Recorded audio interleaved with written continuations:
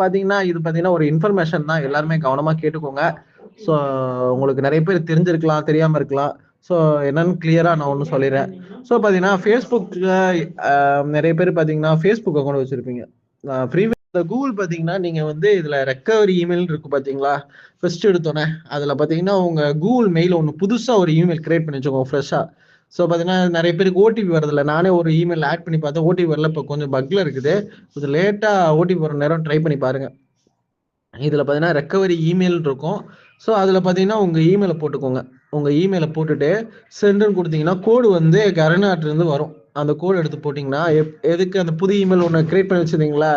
So அந்த இமெயிலுக்கு பார்த்தீங்கன்னா, Google மெயிலுக்கு வரும். நீங்க இப்ப Facebook ஐடி இருந்தாலும், Google ஐடி தான் 2க்குமே காமிக்கும். ஆனா Facebook ஐடிக்கு முக்கியமா குடுத்துக்கோங்க. ஏன்னா Facebook Google சேஞ்ச் பண்றது தான் எப்பயுமே சேஃப்.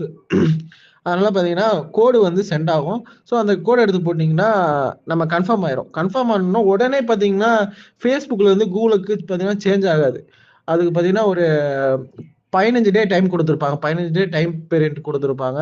அந்த டைம் பீரியட்ல வரைக்கும் அது ப்ராசஸிங்ல இருக்கும். அதிலேயே காமிக்கும். நீங்க சென்டர் குடுத்தீங்கன்னா 14 டே அ வெயிட் பண்ணுங்க அப்படின்னு அந்த மாரி காமிச்சுரும்.